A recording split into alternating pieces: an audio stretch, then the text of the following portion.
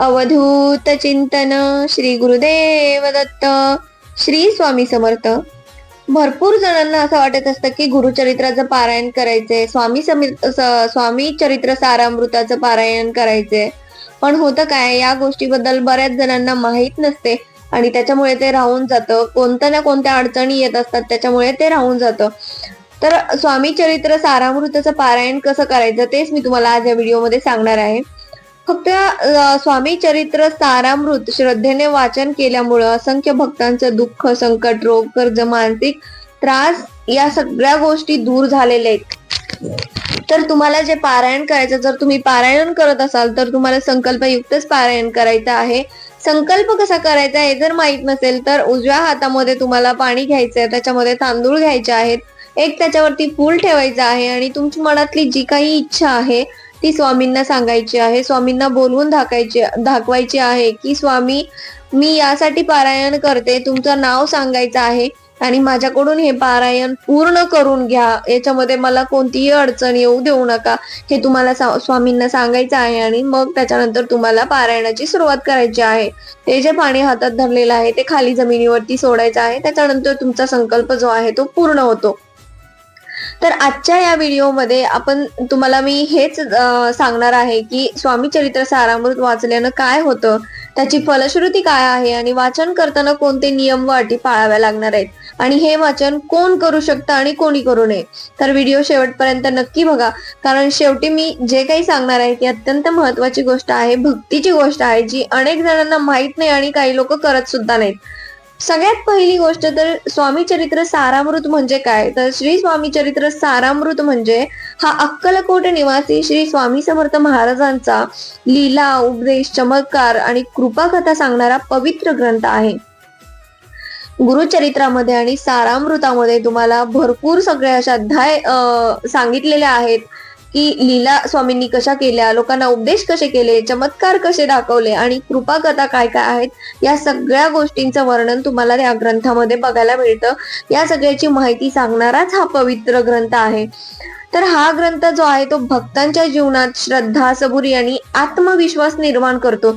दुःखी संकटात सापडलेल्या लोकांना आधार देतो, त्यातून त्यांना मार्ग दाखवतो आणि सर्वात महत्वाचं म्हणजे गुरुकृपा प्राप्त करून देतो. गुरुकृपा ही सहजासहजी कोणाला प्राप्त होत नाही, ती आपण मिळवावी लागते, गुरुकृपा प्राप्त करून घ्यावी लागते आणि त्यासाठी तुम्हाला गुरुभक्ती करणं खूप गरजेचं आहे. मनापासून श्रद्धा ठेवली की सगळ्या गोष्टी होत असतात. स्वामी आपले नेहमीच म्हणतात की भिवू नकोस, मी तुझ्या पाठीशी आहे. आणि हे शब्द सारामृत वाचताना तुम्हाला खऱ्या अर्थानं अनुभवायला मिळतात. ज्यांनी कोणी गुरुचरित्राचं किंवा सारामृताचं पठन केलेलं आहे, ऐकलेलं आहे, त्यांना या गोष्टीची अनुभूती नक्कीच झाली असेल. स्वामी चरित्र सारामृत वाचल्यानं काय होतं, तर भरपूर भक्तांनी त्यांचे अनुभव सांगितले आहेत, ते मी तुम्हाला सांगते. तर मानसिक शांती प्राप्त होते. महत्वाचं म्हणजे आजचं जीवन खूप धावपळीचं आहे, त्याच्यामध्ये मन माणसाचं खूप अस्थिर राहतं, द्विधा परिस्थिती होते, डिसिजन नीट घेऊ शकत नाही, हा घेऊ की तो घेऊ असं माणसाला वाटत असतं. तर त्याचं एकाग्र चित्त होण्यासाठी, एक मन होण्यासाठी हा ग्रंथ मदत करतो.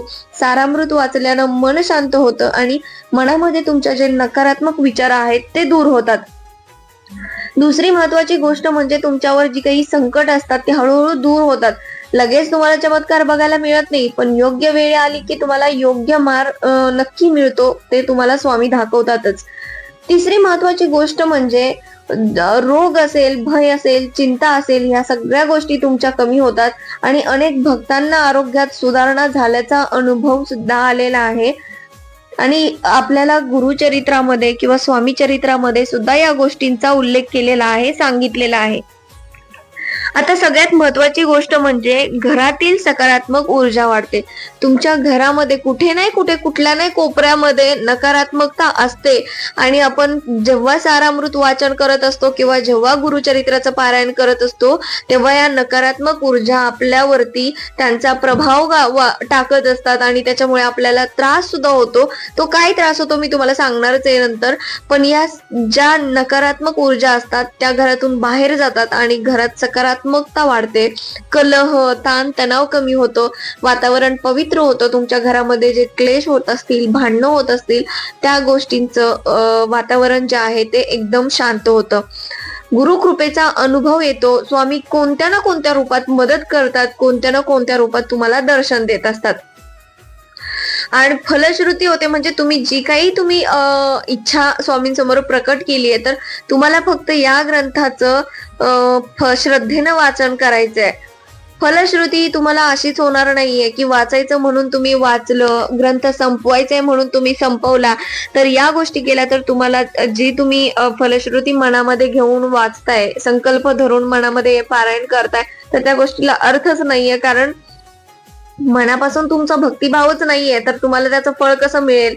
जेव्हा तुम्ही मनापासून करता त्याची फलश्रुती तुम्हाला नक्की होते, तुमच्या इच्छापूर्ती होतात, संकट निवारण होतं, भयमुक्त जीवन होतं. जर तुमची काही अडलेली कामं असतात, कर्जाचा डोंगर असतो कोणावरती, कोणाची कोर्ट कचेरी चालू असते, तर या गोष्टींमधून तुम्हाला मार्ग मिळतो, आत्मिक उन्नती होते, जन्मजन्मांतरीचे पापक्षालन. आता बघा, ही गोष्ट खूप महत्वाची आहे. सगळ्यांना वाटतं की आपला हा जन्म झालाय आणि आपल्याकडून ह्या जन्मात ज्या चुका झाल्यात त्याची आपण माफी मागतो. काही जण तर मागतही नाहीत, पण माफी मागल्यानं कोणी लहान मोठं होत नसतं. माफी मागावी, कारण माफी मागितल्यानं मनावरचं ओझही हलकं होतं आणि त्या गोष्टीतून आपल्याला पुण्याकडे जाण्याचा मार्ग मिळत असतो. तर आपल्या याच्या पाठीमागेही भरपूर सगळे जन्म झालेले असतात जे कोणाला माहीतच नसतात की आपला कोणता, कोणाला माहित नसतं की आपला कोणता जन्म झालाय किंवा काय. आपल्याला हाच जन्म माहिती आपला, पण बाकीच्या जन्मांमध्ये आपण काय पाप केलेली आहेत, काय काय डोक्यावर पापाचा डोंगर ठेवलेला आहे, तो आपल्याला मनुष्य जन्मात येऊन फेडावा लागतो. आणि या जन्मजन्मांतरीचे पापक्षालन जे आहे ते तुम्ही हे पवित्र ग्रंथ जे आहेत त्यांचं वाचन केल्यामुळं, तुम्ही स्वामी कृपा तुम्ही घेतल्यामुळं किंवा कोणत्या देवाचं नामस्मरण केल्यामुळं, कोणता मंत्रजाप केल्यामुळं याच्यातून तुम्हाला मुक्ती मिळणार आहे. तर असं मानलं जातं की स्वामी चरित्राचं एक पान वाचणं हे हजारो मंत्र जपा इतकं पुण्यकारक आहे. बघा याच्यामध्ये किती ताकद आहे, किती पावित्र्य आहे या ग्रंथामध्ये. फक्त एका पानाच्या पठणानं सुद्धा तुम्हाला एवढं पुण्य मिळणार आहे. आता याच्या वाचनाचे नियम अटी मी तुम्हाला सांगणार आहे. सगळ्यात महत्वाचं म्हणजे तुमचं घर सगळं पूर्ण स्वच्छ असायला हवं. आणि जेव्हा तुम्ही वाचणार आहात त्या दिवशी तुम्हाला स्वच्छ अंघोळ करायची आहे, स्वच्छ वस्त्र परिधान करायचे आहेत आणि मगच तुम्हाला वाचायचं आहे. आता वेळ कोणती, तर सकाळी ब्रह्ममुहूर्तावर तुम्ही जेवढं वाचाल तेवढं तुमच्यासाठी चांगलं आहे. कारण ब्रह्ममुहूर्त हा देवी देवतांचा वेळ असतो. त्यावेळी सगळे देवी देवता प्रसन्न असतात आणि म्हणूनच त्या वेळाला ब्रह्ममुहूर्त असं सुद्धा म्हटलं जातं. आता ठीक आहे, कोणी म्हणतं आम्हाला ऑफिसला जायचं असतं, गडबड असते, पण आम्हाला हे पारायण करायचंय, स्वामी चरित्र सारामृत वाचायचे, तर त्यांनी संध्याकाळी शांत वेळेत 7च्या नंतर केलं तरी चालतं. पण त्यावेळी तुम्हाला स्वच्छ अंघोळ वगैरे करून घ्यायची आहे आणि मगच करायचं आहे. तर पारायण करताना काय करायचं, तुम्हाला समोर दिवा लावायचा आहे, स्वामी समर्थ किंवा दत्तगुरूंचा फोटो ठेवायचा आहे किंवा मूर्ती असेल तरी चालेल. वाचनाची पद्धत कशी करायची आहे, रोज एक अध्याय जरी वाचला तरी चालतो. आता तुम्ही जर 21 दिवसाचं पारायण करत असाल तर तुम्हाला एकच अध्याय वाचावा लागणार आहे. कोणी 3 दिवसाचं करत असेल, कोणी 7 दिवसाचं पारायण करत असेल, तर त्याच्यामध्ये तुम्हाला जेवढे अध्याय वाचावे लागतात, 3 दिवसामध्ये एका दिवसाला 7 अध्याय वाचावे लागतात आणि 7 दिवसाचं पारायण असेल तुमचं तर दिवसाला 3 अध्याय वाचावे लागतात. जेव्हा तुम्ही नित्यसेवा करत असता तेव्हा तुम्हाला जबरदस्तीने जास्त वाचन करायचं नाहीये, कारण हे संपवायचंय तुम्हाला, म्हणून तुम्ही जबरदस्ती करत असाल तर त्या वाचनाला अर्थ नाही. आता भरपूर लोकांचं 7 दिवस, 11 दिवस किंवा 21 दिवसाचं पारायण असतं.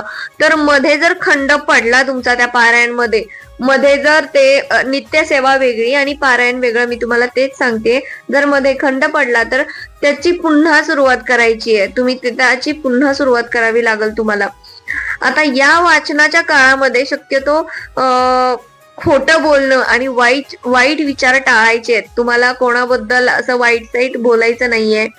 संकल्पच तो करायचा आहे की तुमच्या मनात किंवा तुमच्या ध्यानामध्ये अशा कोणत्या गोष्टीचा विचार सुद्धा नाही आला पाहिजे. जेव्हा वाचन करत असता तुम्ही तेव्हा मांसाहार कडकडीत वर्ज आहे, मद्य टाळायचा आहे, कोणताही मांसाहार करायचा नाहीये, ब्रह्मचर्य पाळायचं आहे. आणि आता वाचन कोण करू शकतं हे सगळ्यात महत्वाची गोष्ट आहे. स्त्री पुरुष कोणीही वाचन करू शकतं. गृहस्थी, विद्यार्थी, वृद्ध आणि कुठल्याही धर्माची व्यक्ती याचं वाचन करू शकते, कारण स्वामी समर्थ सर्वांचे आहेत. फक्त याच्यामध्ये भाव हवा आहे. महाराज सर्वांचेच आहेत आणि ते तुम्हाला कोणाला कमी कोणाला जास्त असं काहीही होत नाही. जेवढं तुम्ही भक्तिभावाने, जेवढं तुम्ही आत्मीयतेने या गोष्टी करता तेवढं तुम्हाला त्याचं पुण्य मिळतं. आता स्वामी जीवनाचा अमृत रस, आता याचा मी तुम्हाला सारामृत म्हणजे काय मी तुम्हाला ते सांगते. सार अधिक अमृत या 2 शब्दांपासून सारामृत हा शब्द बनलेला आहे. तर सार म्हणजे स्वामींच्या जीवनाचा गाभा आणि अमृत म्हणजे आत्म्याला अमरत्व देणारा रस, म्हणजे स्वामींच्या जीवनाचा अमृत रस. जेव्हा आपण हे नियमित वाचतो तेव्हा त्या व्यक्तीचा आत्मविश्वास वाढतो, मृत्यू भय कमी होतं आणि जीवनाकडे पाहण्याची दृष्टी जी असते ती बदलते. या गोष्टी खूप अनुभवायला मिळतात. तुम्ही एकदा करून बघा आणि कमेंट मध्ये सांगायला विसरू नका अजिबात की तुम्हाला काय अनुभव आला. आता वाचन करताना येणारा अनुभव मी तुम्हाला सांगते. हे सत्य अनुभव आहेत, कारण मीही वाचन केलेलं आहे, मला माहितीये. जर मी तुमच्यापर्यंत माझा अनुभव पोहोचवते तर मी त्याच्यातून अनुभवलंच असेल काहीतरी. अचानक डोळ्यात पाणी येणं, या गोष्टी होतात. मन हलकं वाटणं, झोपेत स्वामींचं दर्शन होणं, एखादा प्रश्न मनात असताना उत्तर वाचनात तुम्हाला सापडतं आणि अडचणी अचानक सुटतात. पण एक गोष्ट तुम्हाला याच्यातून लक्षात ठेवायची आहे, अनुभव नाही आला तरी वाचन निष्फळ होत नाही. जरी या गोष्टी नाही घडल्या तरी तुमचं वाचन निष्फळ होत नाही. स्वामी तुमची परीक्षा घेतात आणि कृपा नंतर करतात. तर तुम्हाला ही गोष्ट लक्षात ठेवायची आहे. तर पारायण करताना होणाऱ्या सामान्य चुका ज्या आहेत त्या तुम्ही टाळायच्या आहेत. हा भाग खूप महत्वाचा आहे, खूप म्हणजे खूप महत्वाचा आहे. तर फक्त केवळ इच्छा पूर्ण व्हावी म्हणून तुम्हाला वाचन करायचं नाहीये. अधीरपणा म्हणजे लगेच परिणाम व्हावा म्हणूनही तुम्हाला वाचन करायचं नाहीये. वाचन चालू असताना तुमचं नकारात्मक बोलणं या गोष्टी करायच्या नाहीये. मोबाईल, टीव्ही जवळ ठेवून वाचन ही पण गोष्ट तुम्हाला करायची नाहीये. आणि मध्येच ग्रंथ खाली ठेवून नमन करणे याही गोष्टी करायच्या नाहीत. स्वामी मला जे योग्य आहे तेच द्या असं मनात ठेवा आणि तुम्ही वाचन चालू करायचं आहे. तर या सगळ्या गोष्टी तुम्हाला पारायण चालू झाल्यावरती किंवा पारायण चालू असताना पाळायच्या आहेत. आता पारायण पूर्ण झाल्यावर तुम्हाला काय करायचं आहे हा पण खूप महत्वाचा भाग आहे. स्वामींच्या चरणी कृतज्ञता म्हणजे कृतज्ञ व्हायचंय तुम्हाला. नैवेद्य वगैरे दाखवायचंय तुम्हाला. जो शक्य आहे तो तुम्ही गोडाचा नैवेद्य करू शकता. गरजूला अन्नदान करायचंय, मदत करायचंय आणि एक दिवस जरी असला तरी वाचन सुरू ठेवा, हे महत्वाचे. पारायण संपतं पण भक्ती संपता कामा नये, हे लक्षात ठेवलं पाहिजे सगळ्यांनी. आणि सगळ्यांनी मगच या गोष्टीचं लक्षात ठेवून वाचन केलं पाहिजे. अन्नदान या काळात करा, कारण अन्नदानासारखी पुण्यमान गोष्ट कोणतीच नाहीये. आता कर्म सिद्धांत काय आहे? आता स्वामी म्हणतात की मी कर्म नष्ट करत नाही पण त्याची तीव्रता कमी करतो. म्हणजे काय? मोठं संकट छोट्या अडचणीत बदलतं, मोठं दुःख अल्प काळात संपतं. आणि हीच खरी गुरुकृपा आहे, हीच खरी स्वामी सेवा जी आहे आपली, ती ह्याच गोष्टीतून खरी आपल्याला दिसते. तर आता मी तुम्हाला मगाशी म्हटलं होतं की एक मी तुम्हाला भक्तीची महत्वपूर्ण गोष्ट सांगणार आहे जी कोणीच करत नाही किंवा जी बऱ्याच लोकांना माहित नसतं. तर स्वामी चरित्र सारामृत वाचताना मी काय मागतोय यापेक्षा स्वामी जे देतील ते स्वीकारण्याची तयारी ठेवायची आहे. कारण स्वामी आपल्याला जे आपल्यासाठी योग्य आहे तेच देतात. मी मागितलं आणि स्वामींनी मला दिलं नाही आणि मला या गोष्टी नको होत्या तर या गोष्टी माझ्यापर्यंत पोहोचल्या असं कधीच करू नका. जे स्वामी देत आहेत ते आपल्या भल्यासाठीच असेल आणि ते स्वीकारण्याची तयारी तुमच्यामध्ये असले पाहिजे. तर आजच्या पुरतं एवढंच. याच्यातून जर काय राहिलं असेल तर तुम्ही मला कमेंट मध्ये नक्की सांगा. त्याचा व्हिडिओ बनवून मी तुमच्यापर्यंत पोहोचवण्याचा नक्की प्रयत्न करेन. तोपर्यंत श्री स्वामी समर्थ.